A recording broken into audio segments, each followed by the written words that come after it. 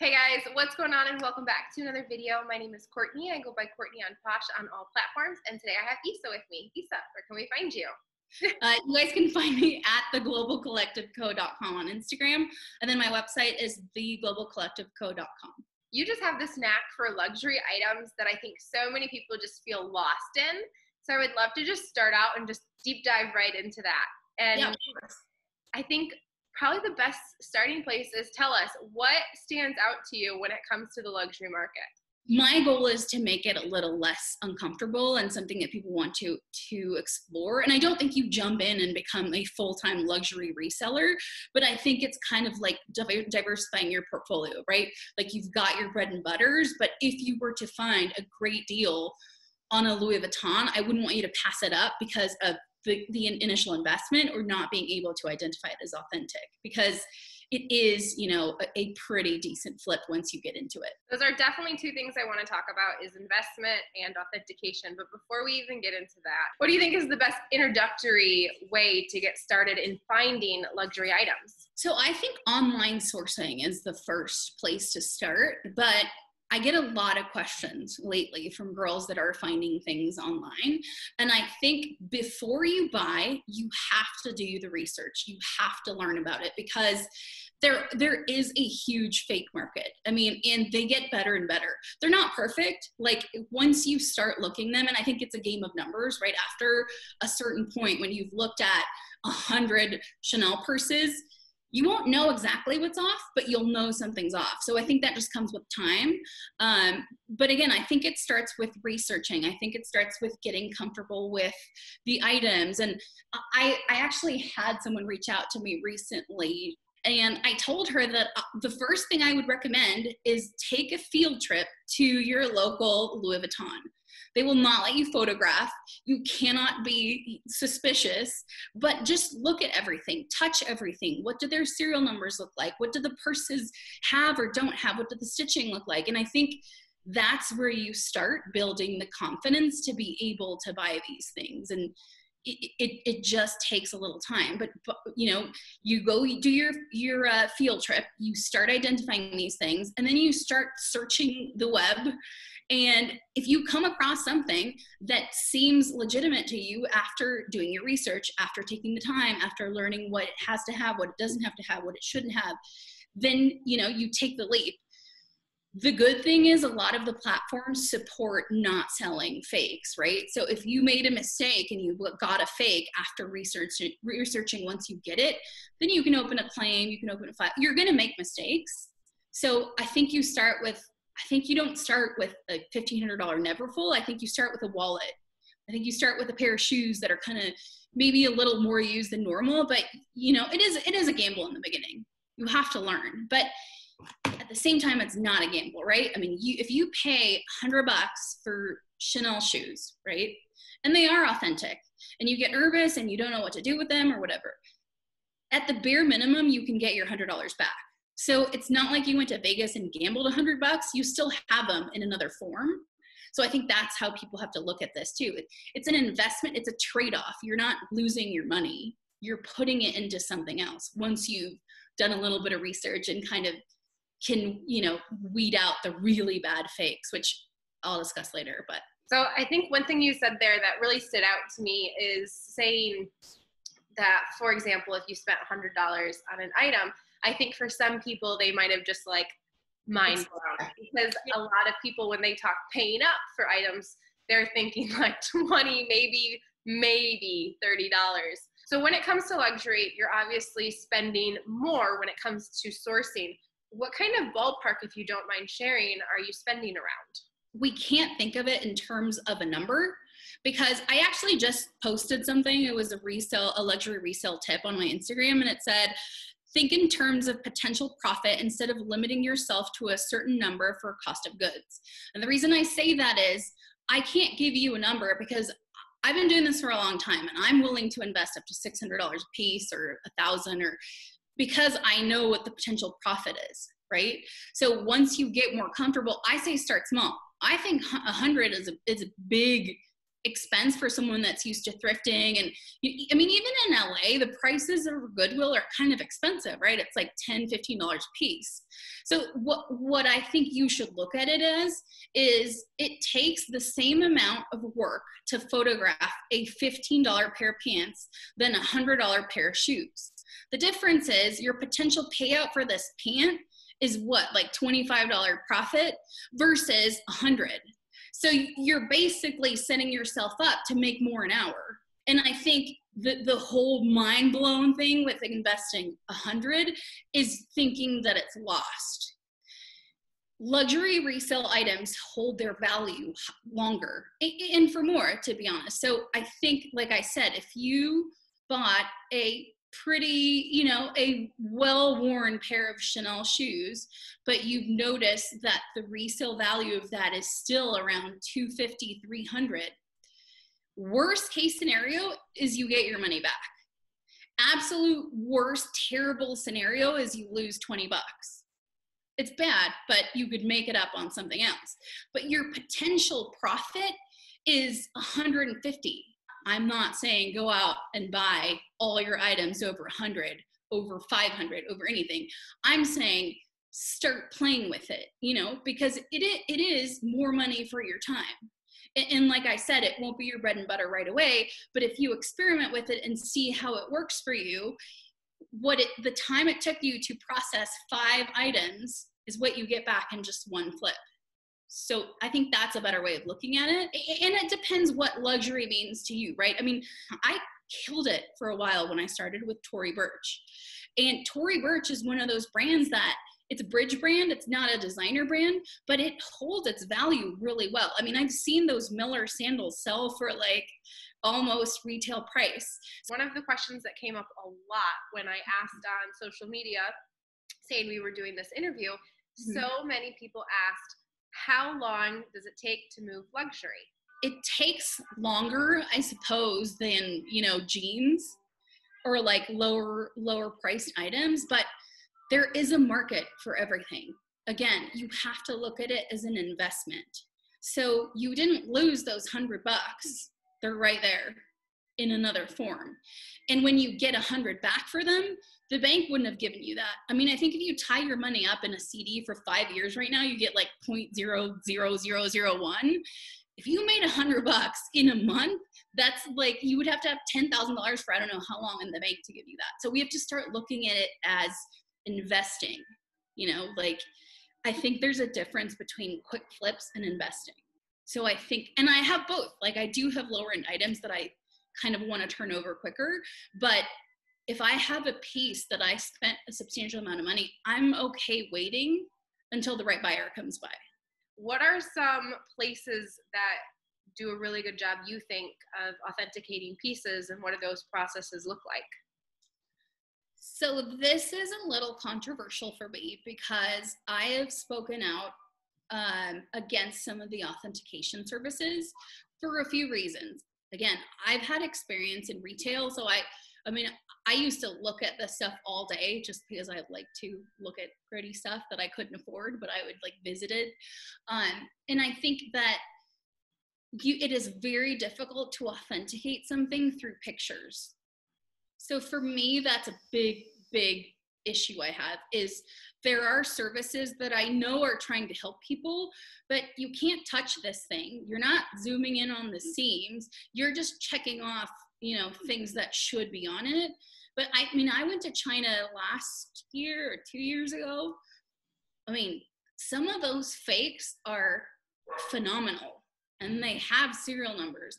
They don't correspond to that exact bag or the year it's supposed to be made, or it's missing some of the specs, or it's missing the font.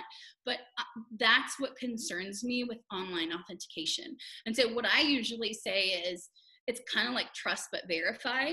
I would never pay for one of those certificates because there's no government agency that regulates fakes, you know, designer items.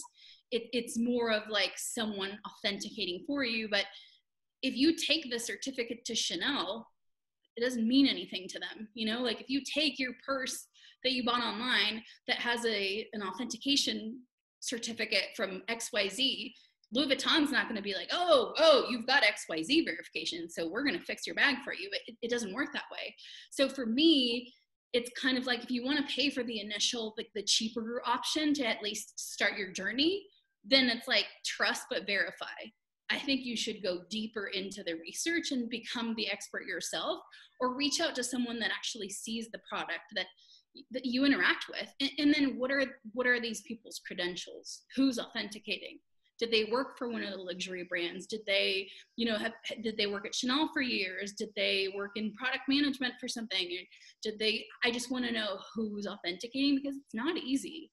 And there's so many products, and I think you can use those sites. I wouldn't take it as an end all be all. And especially if you want to get into more expensive brands, I think we've got to start learning about them and like starting to identify them themselves so they feel comfortable. And I pass on a lot of stuff, even consignments where it's awkward that I know the people. And I'm like, if I don't 100% feel that it's real, I'm not taking it in. I'm not buying it. I'm not selling it, because if I can't 100% say I would buy this, I don't bring it in. If at all. How do you feel that buyers' shopping habits differ in the luxury field than they do just in the general everyday items field? I think definitely the customer service aspect of it. I think you should always have great customer service, but I think they want a little more from you because they are spending hard-earned money on a higher priced item. And I think with lower priced items, even I noticed where I shop myself is kind of like, if I want something, I'll send an offer and I'll get it right away. Like, I rarely like things under a certain price point and just like sit on them forever. Like, if I like something, I'll send an offer or kind of like ask questions right away. And I think with luxury pieces, you've got the like build up. So, items tend to get a lot of likes before anyone really comes through. And I have noticed that the people that sometimes, or oftentimes, the people that end up buying them was someone that had been asking questions and that had liked the item, and there's been a rapport or someone that I have talked to in the past. I think I sold a Chanel flat bag for way under what it's worth right now. Just to give you an idea, those are $5,800 right now. And I think I sold it for like $3,000, full disclosure. Sold it. The lady asked a lot of questions, which I totally understand. It's an expensive purchase. Went through the whole process with her. It was a long process, but I understand that when you're investing that kind of money, you need a different kind of customer service, which is something else you get into when you deal with luxury. Sold the bag. Great. The bag was in near new condition. I mean, I am not kidding you. And this bag was beautiful, and the woman could have not worn it very much. So I get a return. I get a PayPal like return request. And I'm like, what? And she's like, not as described. The flap is coming completely apart. Some bogus claim. We take pictures of everything before it gets sent, just because we need proof that, what I sent is the Chanel bag. This is what it looked like when I sent it, because people can wear it and then return it. So went through that whole thing. The client claimed that it was defective or broken, or the flap was wrong or whatever. I went through the whole process of like sending the pictures, and then I was like, you know what? Send it back. It's an amazing piece. It will sell again. Like, I don't want to deal with this anymore.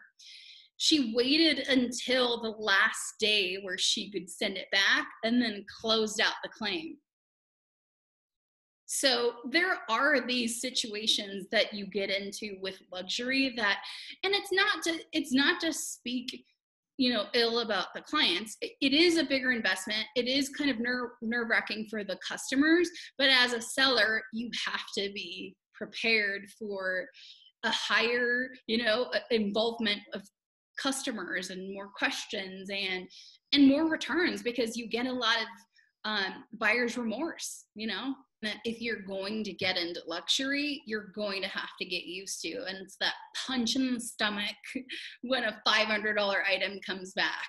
And I used to get super mad about it because I think, if you get a return for $15, it sucks. You get mad when people are mean or rude or whatever, but to get a $500 return is like a punch in the stomach. So you've gotta learn to deal with it, because on the flip side is you're making more money per items. It's just I think it's a different dynamic with the customers for sure. But again, I think the reward is there. So it is something worth exploring. I want to quickly talk about the accident that brought you to reselling. Well, okay. So like I said, I worked in retail, and one of the companies that I worked for was All Saints. And All Saints I was an assistant manager for a store, and they had the press showroom out of there. So not only did I get I think it was like $2,500 per season or something, but I got specific looks that they wanted me to wear when a stylist or someone was going to come shop. So I got so much free stuff. I started reselling my own All Saints clothes. And I guess I lived in an All Saints bubble until, I started putting stuff on eBay, and I was like, oh my God, this dress sold for more than if it was free, I didn't pay anything for it. And we used to get like 50% off, and then you could add it to the discounts or whatever. And I started realizing that my All Saints stuff was worth almost more than what it was worth on sale at the store, just because it was so hard to find certain pieces at that time. So that kind of started, but the first thing that really happened to me so that was when I was just starting like selling my own product. But I went to one of the buy sell trade stores in LA, and I was walking around, and they have like the more expensive stuff behind the counter. And I saw this purse, and just by looking at it, I was like, this is not cheap. It looked really soft, buttery leather, but there were so many leather panels. And I was like, okay, first of all, that was not easy to make, which means it wasn't cheap. So before knowing the label, I knew that was some sort of a treasure, probably. So when I asked to see it, it said Burberry, but you know how Burberry has a pretty wide range. You can get a Burberry bag for $400 or whatever, and you can get one for $5,000 or whatever. So before I looked it up, before anything, the inside lining was like silky. It was a very nice material. And I mean, it definitely wasn't one of their like cheaper options. So I purchased it for $42 or something. I didn't look it up on my phone because I didn't know any resellers. So, I mean, I kind of started this journey on my own, and I started reaching out and meeting you guys. But I went home, I looked it up, and it was a $2,000 bag. And I was like, what the hell was this doing there for $42?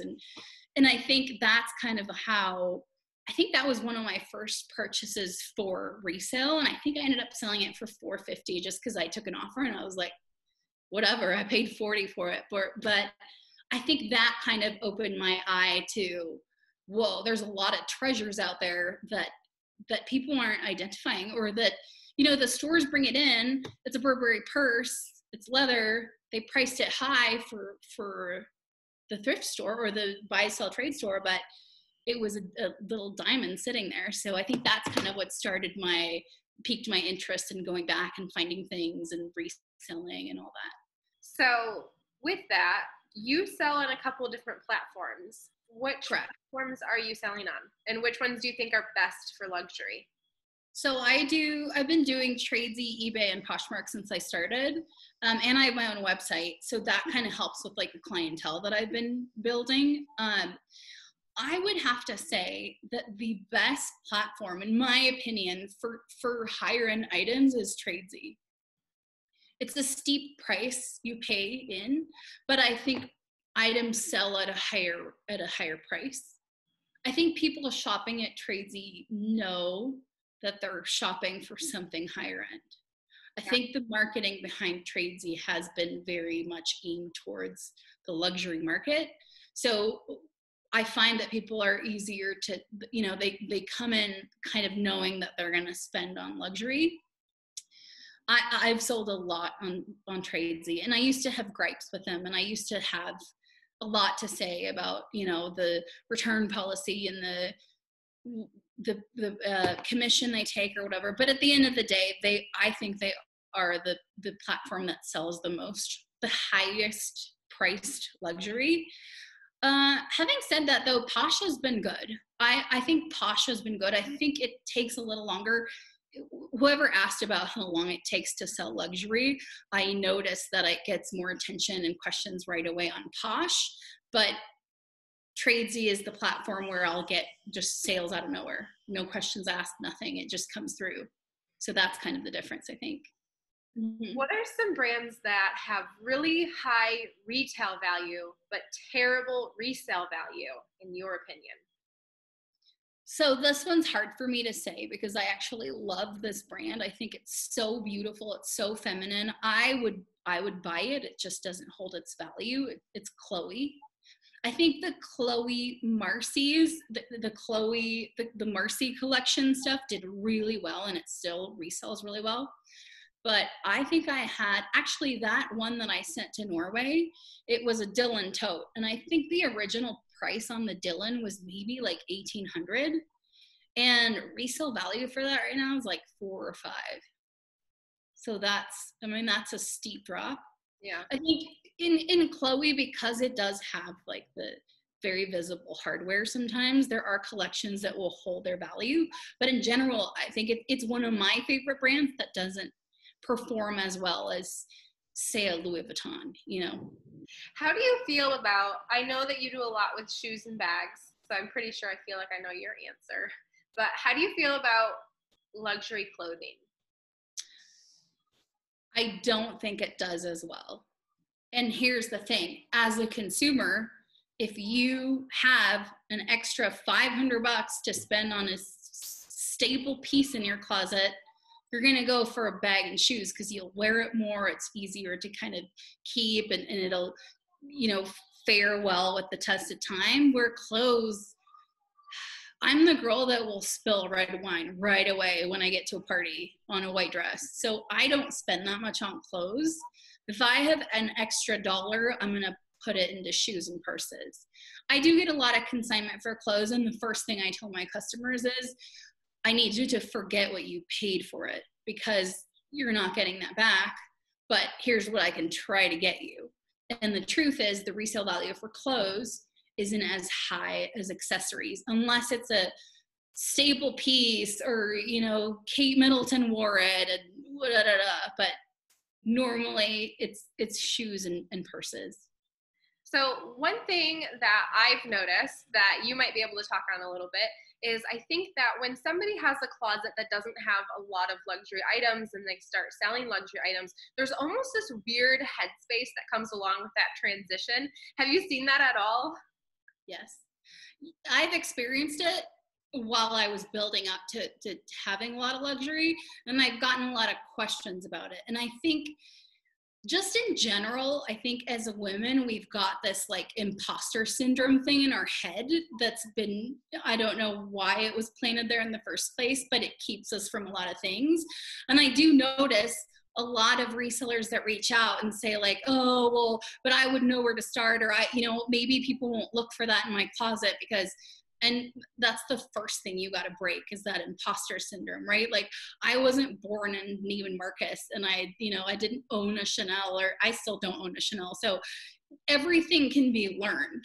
I think the biggest challenge is to get out of that headspace where you're like, well, I don't know anything about this. I've never been around it.